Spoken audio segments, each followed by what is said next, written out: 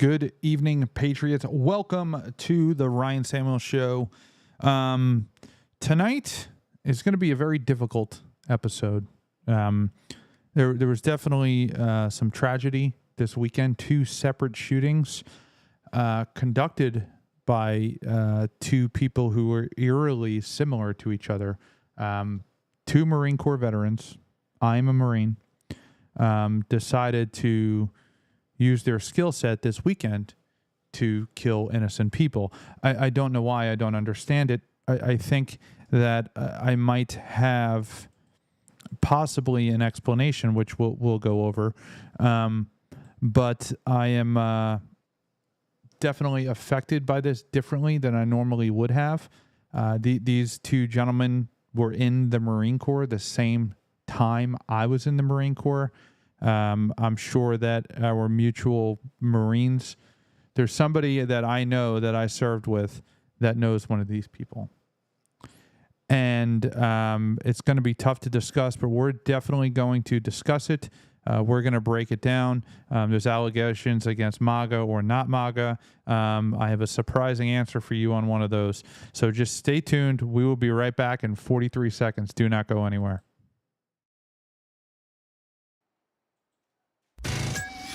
Hey, Ryan. Hi, this is Sarah Palin. Ryan Donald Trump Jr. Harsh to NC. Hey, everybody, I want y'all to check out a fellow Marines podcast. My name is Ted Nugent, and I got a call from my buddy Ryan F. Samuels, and he wants me to tell you that he's a working hard, playing all-American son of a who is celebrating God, family, country. Welcome to the Ryan Samuel Show, one of the top political podcasts in the United States, where we have a healthy distrust for government and mainstream media. The Ryan Samuel Show is a raw, unfiltered look at American politics. Follow on Facebook, Twitter, YouTube, Rumble, and all podcast platforms. Here is your host, Ryan Samuels. All right, so the first shooting we're going to discuss is the one in Grand Blanc, Michigan, okay? This was done at a church, or an LDS church, or the Church of Latter-day Saints.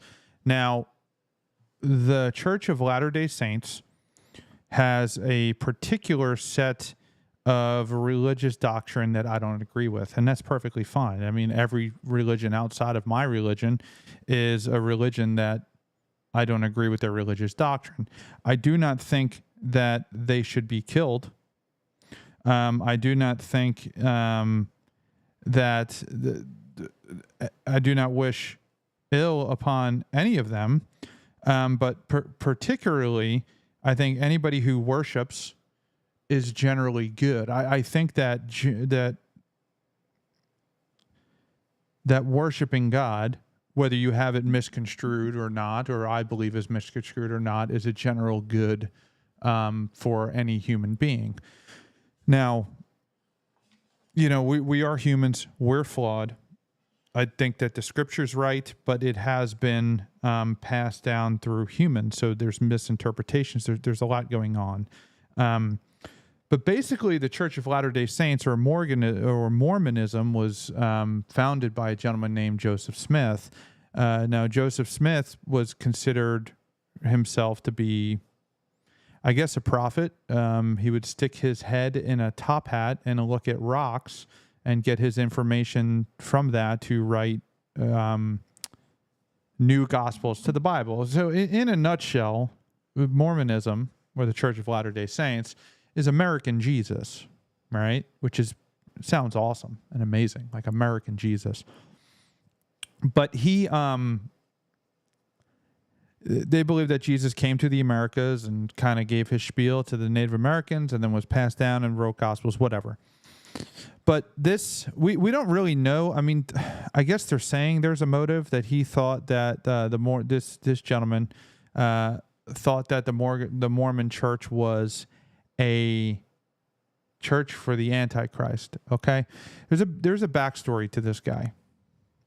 Number one, he's a combat veteran. I think he had 2 tours in Iraq between 2004 2008. Super high stress. Okay, the VA is not very helpful to you. I'll say that, being a Marine Corps veteran. The VA is not very helpful to you. The biggest thing that the VA will do for you or do to you, this is him. Okay, he's got a young son who has a very rare illness that was very expensive, that was very hard for them to support. That's one thing. Number two, the VA, you go to the VA and you're like, hey, I'm a combat veteran. I have a little bit of problems. I'm here for some help. Their response is, well, I can't do that right now. The next appointment we have is about 6 months out. So until then, here is 17 different pills. They're SSRIs, and they'll alter your brain waves and your brain pattern, the way that you think, but it'll numb you out.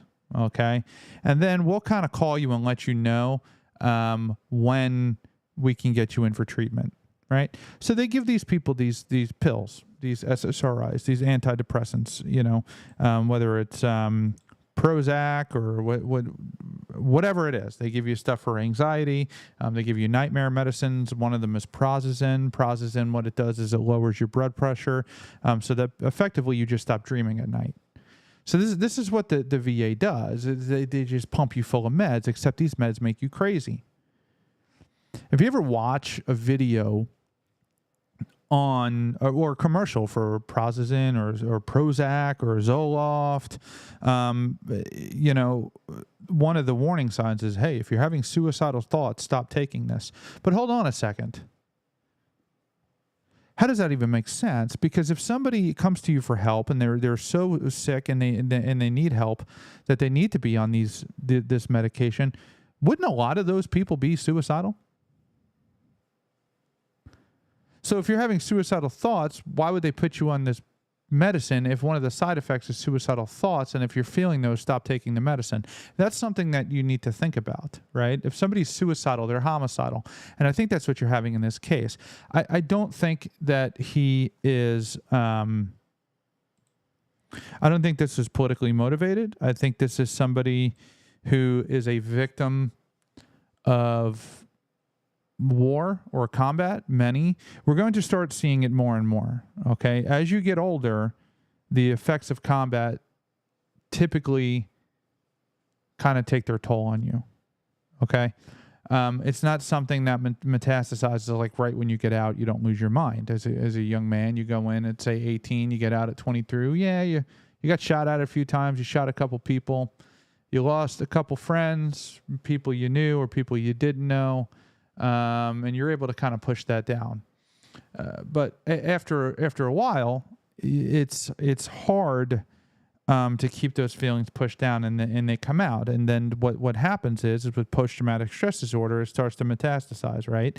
People start to self-medicate, either with drinking or drugs or something to that effect. Now, I don't know this guy's whole story. I don't know his whole story. I don't know what happened. I'm not going to sit here and pretend to. But what I do know for a fact is that our country fails our veterans. Our country fails to provide them with resources that they need to help them get through very hard and tough and traumatic experiences that do happen. You know, I do believe wholeheartedly in the Marine Corps. I believe in the Marine Corps' values.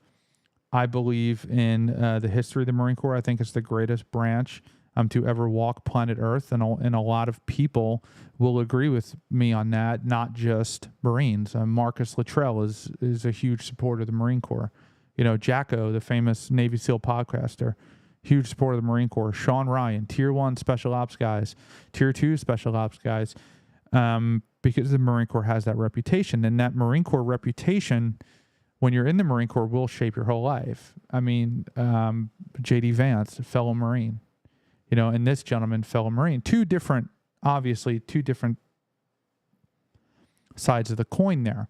But I think that this is a very tough day for the United States Marine Corps.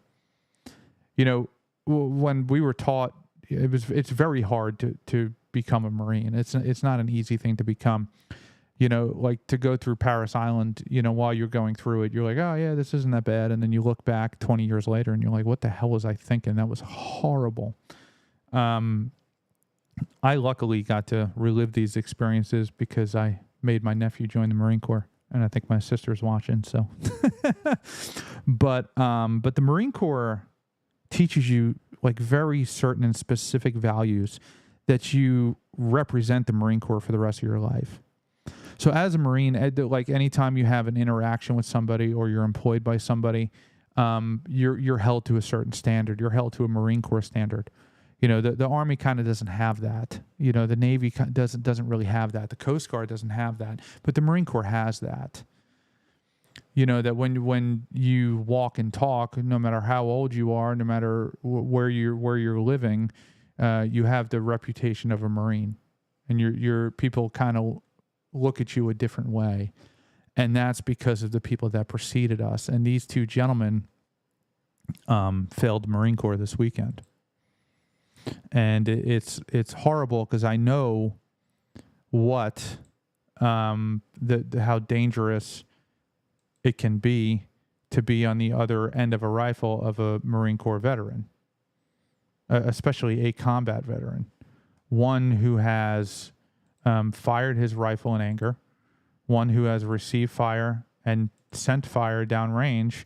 There is a significant amount of training that comes along with that, and you better be damn good at it, or it's going to be a very painful experience. This is the other one. This is Nigel Edge. Okay. His awards say it all. He's a combat veteran, right? So this here, all right, I don't know if you can see that. This blue and yellow and red ribbon there is a combat action ribbon. Now, in order to get a combat action ribbon, you had to take fire and return fire. You couldn't just shoot at somebody and get a combat action ribbon. You had to actually be shot at, okay? I don't know how it is now, and you also couldn't just get shot at and receive a combat action ribbon. You also had to return fire. So he also has a Purple Heart, right? So there's only two ways to get a Purple Heart. The number one way to get a Purple Heart is you die. You get killed in combat, okay? The other one is you get wounded in combat. So he took some sort of enemy fire, IED, got shot, something along those lines. So that's what happened. So now we have two Marine Corps veterans, two combat veterans, who I'm sure were most likely on SSRIs, decided to be active shooters on the same weekend. You know, it's almost as if sometimes there's something in the universe. There's something that kind of aligns. And I would be interesting to know what led up to this. What led up to these guys conducting this. And I will tell you, we're very lucky that there were not more people that were dead, particularly in the church. At the restaurant, I think there was only a certain amount of people there. But this guy decided to run his truck into a church and then proceeded to kill people and light it on fire. Okay. Now, I don't believe in American Jesus. I think it's a super cool idea, but I do think that, he died and rose on the third day and then took his body with him back to heaven. Like, that's what I believe. I don't think he came over to America and was like waving American flags. But this is a tragedy nonetheless. And with these two shootings, I don't think it's a political tragedy. I think that the killer of Charlie Kirk was most certainly motivated by radical left ideology. I think that the shooter of the Catholic school in the Midwest was motivated. The trans shooter, the anti-Christian shooter who wanted to kill little kids for the kids. I do. I think that these two were very troubled people. And you can sit there and you can say, Ryan, you're biased. I'm 100% biased in this situation because I understand the struggles that come along with serving, particularly during wartime. Now, these guys were, there's not a lot of Marines. When I was in, I think there was like a couple of 100,000. And then of those that were actually infantry or frontline combat guys, a fraction of that. So I think, and I've said this for years, and I think one of the best ways to kind of fix the VA system is to get rid of the VA system. Okay? You don't need a Department of Veteran Affairs. You don't need special hospitals that only veterans go to. What you need to do is just let them keep their health insurance, right? If you're an actually injured or combat veteran, you keep your health insurance and you go to private doctors. You don't need a special hospital that you pay special doctors at that don't want to pay for certain things, so then they don't fix you. Or they say, well, yeah, your heart's not working very well, but that's okay. We won't fix that. You got 5 years and then we'll fix it. And then you die 2 years later. That happened to my father, by the way. Went to the VA hospital. They told him his heart was at 25%. And they basically said, we're not paying for the surgery. And then he died shortly after that. So the VA, the whole system is just a disaster. And it needs to be completely torn down. And you should be going to the private sector that the government then pays for. If the government broke you, they should be fixing you as well. Here's another angle of that fire. Obviously, this is a fully involved, huge fire.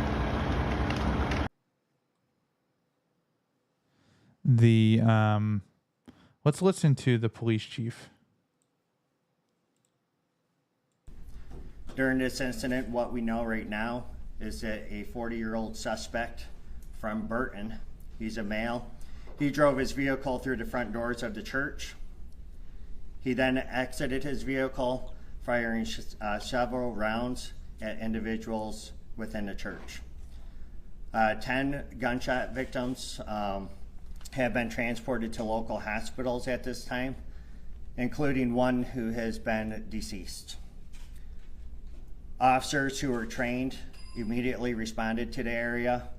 One was a DNR officer, and then one was a Grand Blanc Township officer, where they met the suspect and they engaged in gunfire with that particular individual, neutralizing that suspect, and that suspect is no longer with us. As I said, it is a 40-year-old male from Burton.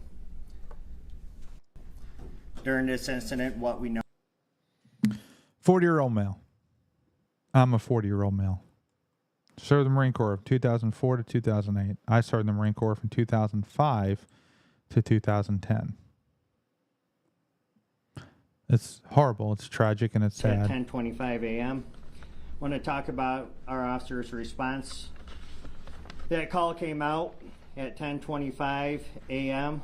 and 57 or 32 seconds. We had officers on scene at 10:25 and 57 seconds.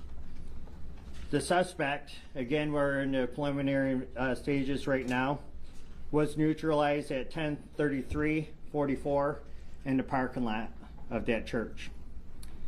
That suspect is a 40-year-old male from the city of Burton, who we identified as Thomas Jacob Sanford. That's Thomas Jacob Sanford, Sanford. Currently where we're at, an update, I gave you 10 victims who were victims of gunshot. Since then, we have 2 victims who are now deceased. One additional one had died at a local hospital. And again, that suspect is deceased as well. 7 other victims at this time are in stable condition. 1 is in critical condition. Now, for the reunification, I had a question earlier about, hey, where can people call to see if their loved one is okay at the reunification center?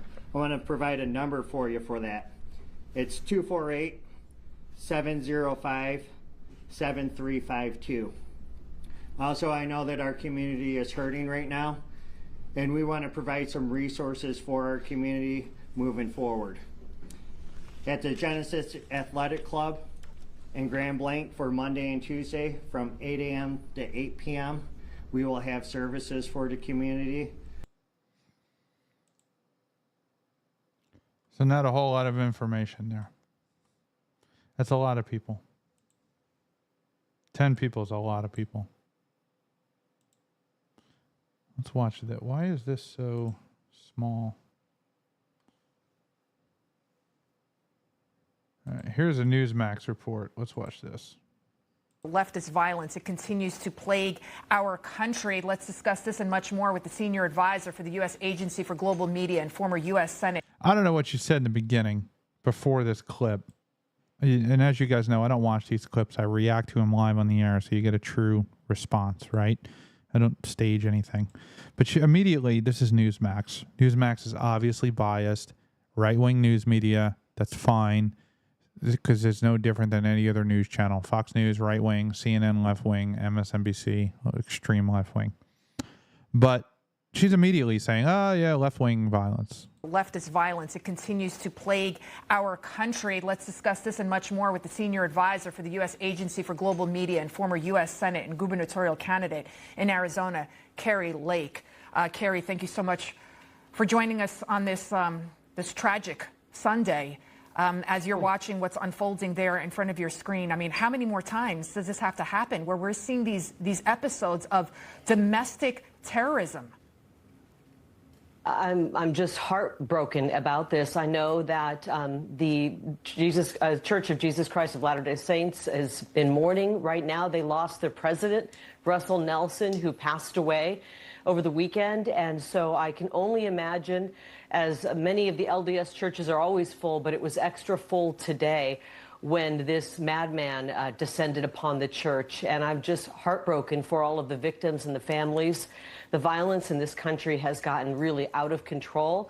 And while we don't know a whole lot about who this person is, what his motives were, to go after faith, a place of faith where people are joining together and praying is just a new level of depraved. And I can't even, I don't even have the words to describe how upset I am about what happened this morning in Michigan.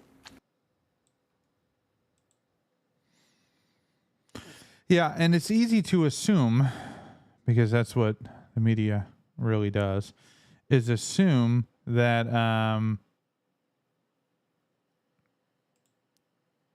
the result of it, okay? And this was all over Twitter. Here is Wall Street Mav. This is the Gateway Pundit. The Gateway Pundit is it's a conservative, biased, very biased conservative news outlet. They have done a lot of really good stories. Don't get me wrong. But here it is. Alleged Mormon church shooter identified as 42-year-old military vet reportedly has anti-Trump Pence sign on fence attached to his garage. Okay. reportedly has anti-Trump fence sign attached to his garage. Now, this came out later, that the photo that they're talking about, and I don't know because it's still too early, that Thomas Sanford, right? That's his name, Thomas Jacob Sanford. We do say shooters' names on this show. For those of you that are here, don't be mad at me, but I think it's important too, so that we can know and understand what they're thinking. Okay, and they're human beings too, and I'm not saying that what they're doing is right or even forgivable, right? It's not my job to forgive them. But what I'm saying is that we have to understand this epidemic in our country. Okay, we have to understand what is going on and why it is going on, and what we're doing to help stop it. Now, everybody is immediately trying to say, is this guy right wing or is this guy left wing? So here's the video that they're saying. Well, it's not a video. This is his house, and you can't even really see. But this is his house, and right here there is a Trump's Pence sign stuck onto to a stop sign. It's just kind of like placed on there. But it's a legitimate Trump and Pence sign. Okay, and I'm not saying that this is an actual photo of this guy's house. It might be. All right? It might not be. But everybody's saying that it is. And what the conservatives are saying here is that, hey, he had an anti-Trump and Pence sign in this front yard. No, he does not. And this looks like it's like a Google Earth, where you take the little yellow guy and you put him in the road. It looks like it's a Google Earth thing where somebody drove by the house. We don't even know if this guy was living there at this time. Right? But this picture is a legitimate Trump sign stuffed on top of a stop sign that's hanging on a fence. Does that mean stop Trump? I don't think so. I really don't. Here is a picture of his truck. Okay. 2 large American flags in the back of his Chevy Silverado, his Z74 off-road package. Don't see too many Democrats doing that. Just saying. I think that that's what it appears to be. Okay. But again, I don't think that whatever the politics were, even if he was left wing, I don't think his politics had to do with this shooting, right? I don't believe this. Politically active Democrat, socialist, progressive, and proud union member. A single $1,400 when the unemployment system not owes me for $10,000.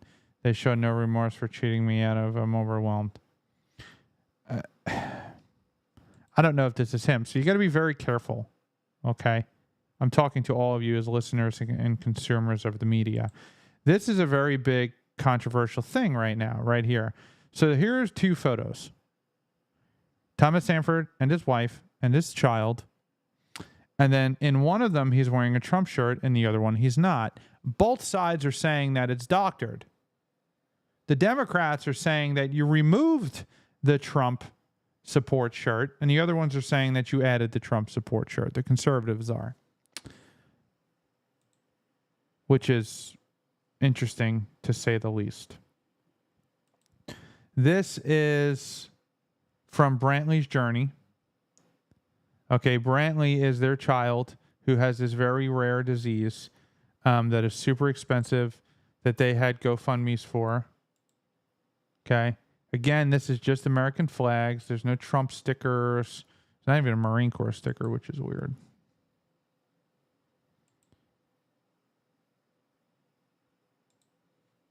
So, Michigan suspect thought Mormons were Antichrist.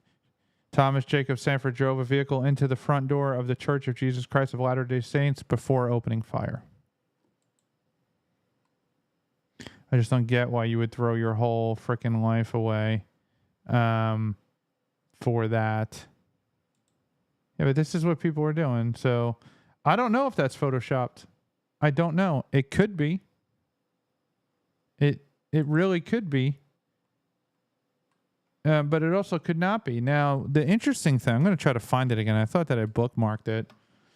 But if you're on Twitter or X and you don't know about the community notes are where independent people can go under the post and say, hey, this is fake content, or hey, this is real content. Now, on one of these, there was a community code that had a link to the original post that I looked at that brought me to this page, the Brantley's Journey. And in fact, he did have a Trump shirt on, and that was posted in, let's see if this is it. The picture with the MAGA shirt is not photoshopped. It was posted on their Facebook page on September 13th and is still active. The picture without the MAGA shirt is the one that's photoshopped. Now, you click on this, okay? This is the actual link to the post from 2019. Open this up. Boom. This is the post. September 12th, 2019. The shirt is not photoshopped. It's a Trump shirt. They didn't go back. You can't go back to 2019 and add it into Facebook. It doesn't work that way. He has a Trump shirt on in this photo, and it would appear he had a Trump shirt on in his yard. He's for me, I'm telling you, he's a Trump supporter. And the right does not, the right does not need to fall in to the same nonsense that the left does. I'm telling you right now, this guy's a Trump supporter. He didn't kill anybody in the name of Donald Trump. He didn't shoot up a Mormon church because he believes that the Democratic Party is dangerous. Okay? And that they're fascists and they want to eat your children and drink your blood. All right? His politics have nothing to do with the incident that occurred. I think he's a mentally ill person. I think all shooters are mentally ill. And I think that a lot of them are not getting the help that they need. Now, here is a member of the church who recently spoke to the shooter beforehand. Again, I've not watched this video. Make the statement that Mormons are the Antichrist, which is a shocking statement. And again, this is somebody you're just meeting for the first time. There was anger. I mean, it was a long-standing anger that I'm speculating, but what he did took planning. It also took real motivation and real anger to ultimately do what he did. And now John's in that. He said that there was nothing in that conversation besides some elevated language, some pointed language towards the LDS community here. He said nothing rose to the level where he felt he needed to report that conversation. Now, since this tragedy happened on Sunday, he has been in contact with the FBI and also with the Michigan State Police here. We want to wrap you up, Omar, to bring everyone up to speed on what's happened. 4 people are dead.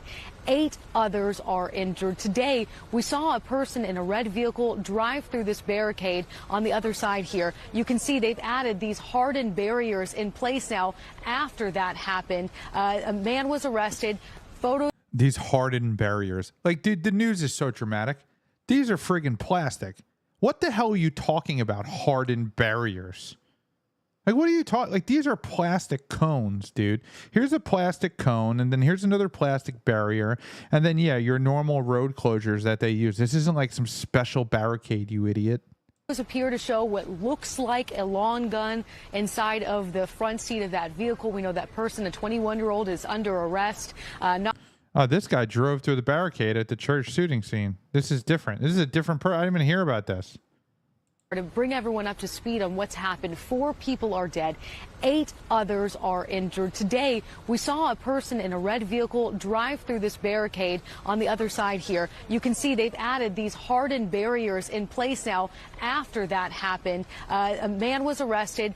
Photos appear to show what looks like a long gun inside of the front seat of that vehicle. We know that person, a 21-year-old, is under arrest. Not sure just yet on the charges that he is facing. Investigators still working to determine this motive. We know ATF is bringing in a team of renowned specialists to work on this case. That church still being...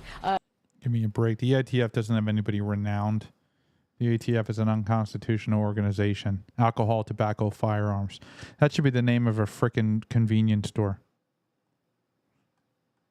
That's what that should be. The name of a convenience store. Hey, alcohol, tobacco, firearms. So, I mean, that's horrible. I implore all of you to pray for the people that are involved. I don't care what you think about Mormonism. I will tell you I never met a cruel and unusual Mormon in my life. And I've met a lot of them. They've been to my front door. They're very nice people. They have a religion that's different from yours. They act in ways that's different from you. And that does not mean that they're evil or they're bad. Okay? We need to... It's okay. These are people who love God and Jesus. Right? There's nothing wrong with that. They may have some geographical differences or some gospels that they accept. Jewish people don't accept the New Testament like at all.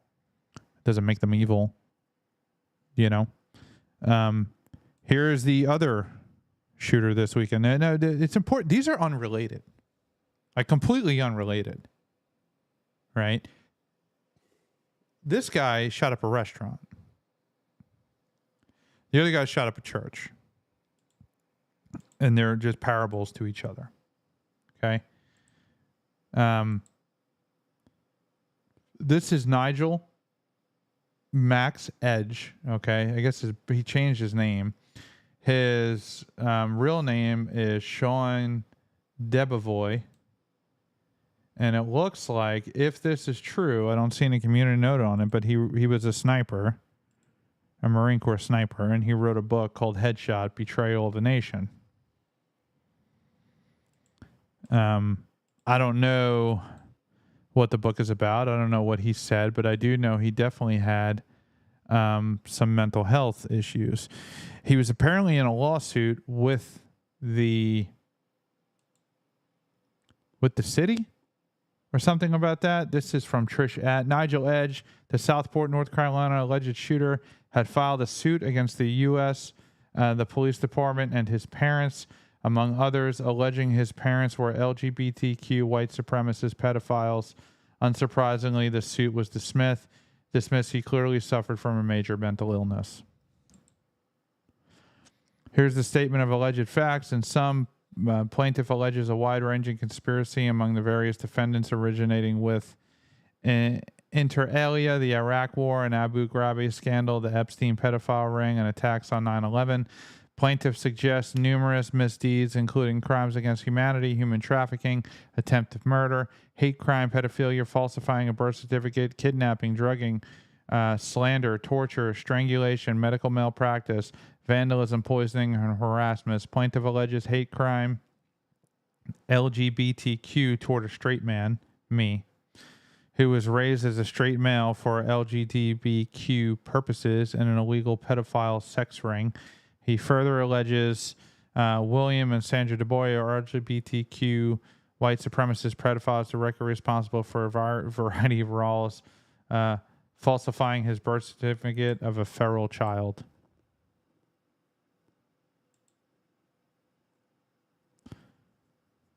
Face of a madman. Iraq War veterans ID'd as gunmen who attacked Michigan LDS Church, killing 2, setting it ablaze.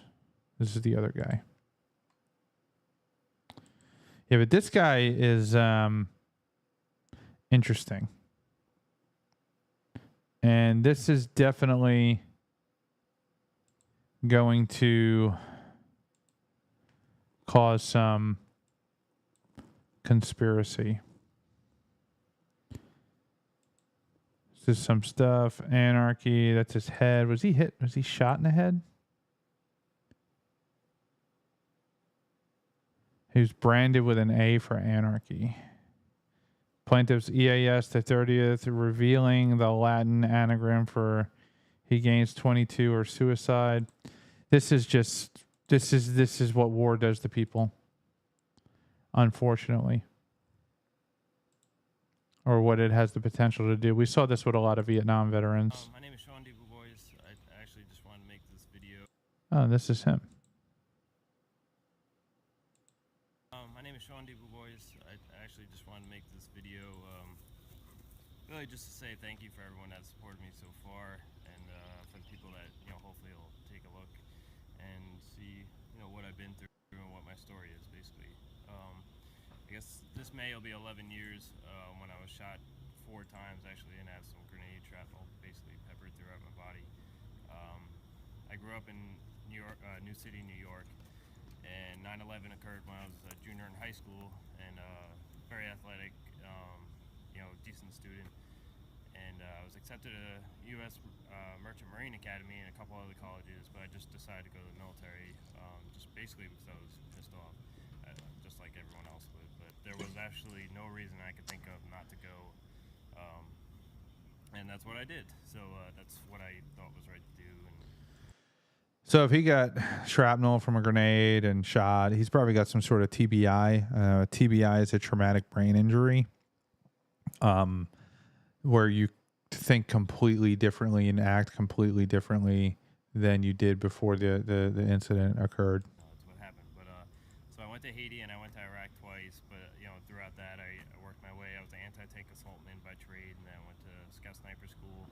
Deployed the first time to Iraq, you know, doing sniping, and then went to reconnaissance battalion. And then within a couple months of that, Recon Marine. Iraq, I was hit by 2 IEDs. I was actually blown out of the vehicle the second time and drugged like 100 Yeah, yards. traumatic brain injury. And then 2 weeks later, I think, or 2 weeks later exactly, I was actually the point man on a raid going into a warehouse that we had intelligence of, and I basically I got cut off. I went into the warehouse, and the second guy behind me took a hard right.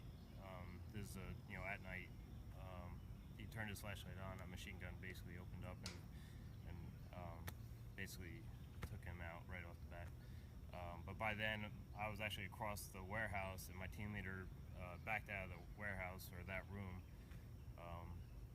And from there, just obviously, you know, it didn't go well. But I dropped to a knee. I got shot actually twice. One on my ankle and one on my thigh, and actually came out and went back in. I was kind of in a kneeling position, so it was such a weird spot. He seems so calm. He doesn't seem insane. He seems like a normal vet I talk to like every day.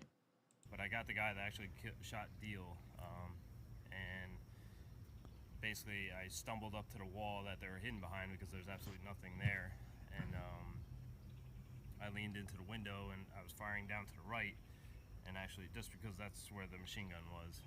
There's a lot going on in between all this stuff, so it's not as clear cut as what I'm explaining, but this is a quick rundown. And so I was shot actually right here, came out right here, so then I went to shoot to the left because that's where I got shot from that time, and then I got smacked in the helmet by, you know, the guy.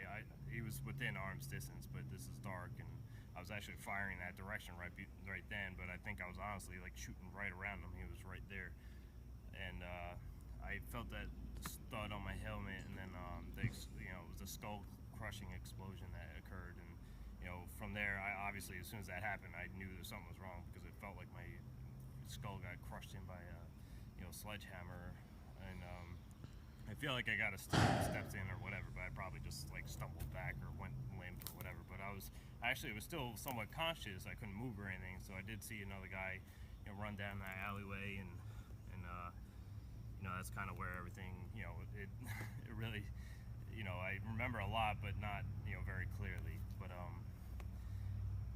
yeah, it looks like his arm barely works. You know, Deal ended up passing that night, and you know, that's just kind of, that was by far, you know, now I'm known as the guy that's been shot 4 times and blown up and still alive. So I have a plate in my right, on the right side of my skull. This is all plate, it's about 1/3 of my skull, and the bullet shrapnel is basically in my brain, went right through my helmet.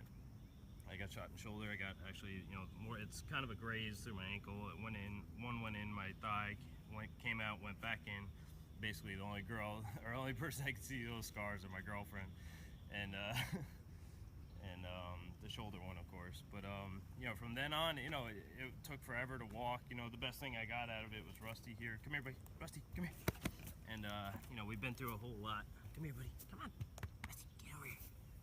And I don't know, I just wanted to give you guys a quick rundown, and you know, he really has kept me sane throughout this, you know, the past 10, 11 years. But you know, I've done everything I can, you know, the best that I can, and I'm doing everything. I'm trying to do everything right, and I really haven't asked for much. I've tried to fundraise with numerous nonprofits. I've went to school, got paralegal certification. My undergrad is in biology and psychology from St. Andrews Presbyterian College, and I worked on my master's, but then I had to go to Texas for this new brace actually. In Texas for it was a couple months, so I kind of put a halt on my master's. But then I don't know. Well, the suspect, the Southport shooter, Sean DeBow, a U.S. Marine Corps veteran who legally changed his name to Nigel Edge. For Nigel Edge, he is approximately 40 years old and lived in nearby Oak Island, North Carolina. DeBoy suffered severe traumatic brain injuries, just like I said, severe traumatic brain injuries during his 2006 deployment in Iraq, including a possible gunshot wound to the head, leading the diagnosis of schizophrenia and disorganized thinking. Public records and social media show that filed complaints lawsuit railed against perceived conspiracy. This is the white supremacist LGBTQ pedophile ring targeting him, and self-published book titled Headshot on Amazon. Such a shame.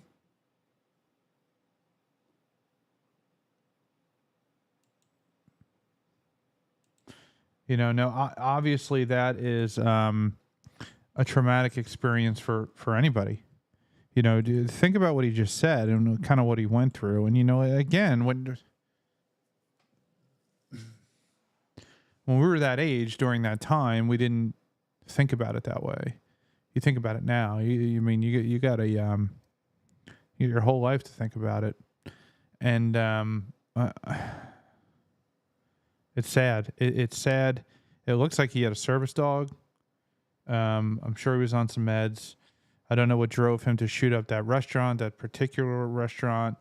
But it's a tragedy for the family, the families of the victims, for sure. Let's read this article about it from ABC News. Marina Water Purple Heart charged in deadly North Carolina waterfront bar shooting. 3 people were killed and 8 others were injured in the shooting. Prosecutors are weighing the death penalty for a Marine veteran they allege was the rifle-wielding lone wolf who opened fire from a boat on a waterfront bar in Southport, North Carolina over the weekend, killing 3 people and wounding 8 others. The police described as a highly premeditated attack. So the police are saying this is highly premeditated. The suspect, 40-year-old, Nigel Edge, and his first court appearance on Monday afternoon. Chief District Court Judge Scott usury ordered Edge to be held in jail without bond and appointed the Capitol Defender's Office to represent him. Edge did not enter a plea to the charges. His next court date is scheduled for October 13th. So he's not dead. He's alive. Edge, who changed his name from Sean DeBoy in 2023, is charged with 3 counts of first-degree murder and 5 counts of attempted murder. He is also charged with 5 counts of attempted murder with a deadly weapon with the intent to kill or injure. I mean, they're just layering on charges to everybody. ABC News has confirmed that the United States Marine Corps that Edge served nearly 6 years in the Marines from September 2003 to June 2009 and was awarded the Purple Heart. He was deployed to Operation Iraqi Freedom in 2005 and 2006 and ultimately rose to the rank of sergeant, officials said. Photos that surfaced on Sunday appear to show Edge once escorting American Idol singer Kylie Pickler in the 2012 Country Music Awards while dressed in his formal Marine uniform. The mass shooting in Southport happened just 12 hours before another Marine who also served in Operation Iraqi Freedom allegedly rammed his truck through the front doors of the Christian Church of Latter-day Saints in Grand Blanc, Michigan, and opened fire on the congregation with an assault weapon, killing 4 people and injuring 8, authorities said. During the news conference on Sunday, North Carolina authorities alleged that Edge targeted patrons of the American Fish Company on Southport waterfront who were on an outdoor deck listening to live music when the suspect opened fire with an assault rifle from a boat. Some facts that we have at this time are that we believe this was a targeted location. It appears that he acted as what we call a lone wolf. He acted alone. Southport Police Chief Todd Coring said at the news conference, this is a highly premeditated from what we're seeing at this time. Edge was detained by the Coast Guard about a half hour after the 10:25 p.m. shooting when he was spotted loading his boat at a public boat ramp in Oak Island, North Carolina, just a few nautical miles from the crime scene. Officials said after being questioned by investigator, Edge was arrested and charged with the shooting. We understand that this suspect identifies as a identifies. The heck are you talking about? He self-identifies injured in the line of duty is what he's saying. He suffers from PTSD. We want to point those facts out. He obviously suffers from PTSD. But PTSD does not make you inherently violent, though. That's important to understand. Like, post-traumatic stress doesn't mean you're violent. It actually means a lot of times you're definitely not violent because you're too afraid. Marine officials did not release details on the circumstances that led to Edge being awarded the Purple Heart, but did disclose that his last duty assignment was with the Wounded Warrior Battalion East. Oh, my God. I wonder if we were there at the same time. John David, the local district attorney, said during Sunday's news conference that more charges would be filed against Edge and that his office is considering the death penalty. I will say that North Carolina is a state for which the death penalty is potential. All right. So they basically want to hold this guy accountable to the very end of the law. And yeah, I don't disagree. I think that it is a horrible, horrible tragedy. I think it's a tragedy on behalf of the victims. I mean, these people didn't do anything. You know, he's going to... So what they're doing is, if you really listen to the language of that news article and the language of the police, it's important. Number one, the police say this is very premeditated. This is very premeditated. This is premeditated. Everything we're saying, preliminary evidence suggests this is premeditated. They're saying that because if it's premeditated, you're not crazy, okay? In the eyes of the law, depending on what state, right? But as a general rule, again, I'm not an attorney, but as a general rule, in the eyes of the law, to have to be crazy, you have to do it without thinking about it and not regret doing it. It's basically a nutshell. You have to kill somebody, and then the cops show up, and they're like, what did you do? And you're like, oh, I killed him because he was a demon trying to possess me. So I killed him. Yeah. No, I did the right thing. Like, that's basically, if you avoid capture, if you premeditate, if you pre-plan it, you're crazy. You're not crazy. So it's like the hardest thing to do. Actually, I remember this from my psychology class. I'm going to show you a complete psychopath.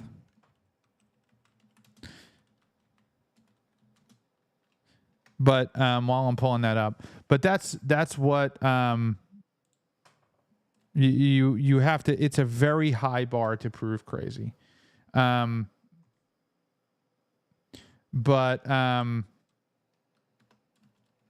It's a very extreme, like, it's like the hardest thing that you can do in a courtroom. That's why there's a lot of people who are just nuts that never,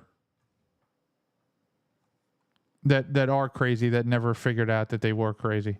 They could never prove that they were crazy. Let's see if this is the clip I'm looking for. I got a message that Eileen wanted me to come meet her and tell the world the lie and a person all my life. So this is Elaine Warnos, okay? Just so you can see how crazy you can be without the court ever accepting you as crazy. This is a Florida serial killer who was prostituting so she could buy her lesbian girlfriend things. And then what she was doing then was killing them and taking their money, right? But and then the hitchhiking hook, and I learned off the homelessness and cruising all over the United States of America and stuff. And so learning how to be a hooker as a hitchhiker eventually got tiring. In the end, I carried the gun for protection, but then I got where I was getting a real problem. Our rent was due, $1,200 behind, so she was burning up the money I was making. I was making good, about $200-300 a day, sometimes But did 150. did she know what you were doing? Oh yeah, Ty always knew everything I was doing. So you were very close? Yeah, we're... All right. And I still miss her, and I still love her. Even by the second, may get out of this thing alive. But I heard, that you just couldn't stand being on death row after 12 years. Nick, this is the last time I'm going to say it. You have to kill Eileen Warnes because she'll kill again. And she goes on to basically beg for them to kill her, right? And she wasn't even considered crazy. So, I mean, I don't know what this kid was thinking. I don't know why he did it. I don't know why either one of them did it. I can't understand that. But what I do understand is that these are two veterans who went off the rails. And the question is why? If they have such similar stories at the same time this event occurs, it's there's something going on there. And I don't think that they're politically motivated at all. The left's going to try to make that argument. I mean, but, it doesn't make sense. I mean, you maybe could, you couldn't for either one of these at all. So, but I think it's a tragedy. I think our country, I think we need to take a look at ourselves. And like, what are we going to do to stop this stuff? You're not going to get rid of the guns. It doesn't work. You need to have armed guards, man, just basically everywhere. I know in Florida, they just repealed the open carry. So now everywhere, everybody's walking around with AR-15s. I don't know if that's necessarily going to solve the problem. Yeah, imagine you're in a Walmart and 15 people have AR-15s and one person starts shooting random people. And then you got a whole bunch of people shooting and now nobody knows what the hell, who's shooting who, or if that person's right. I don't know. I don't think that's the answer either. I think you should be able to open carry if you want to open carry.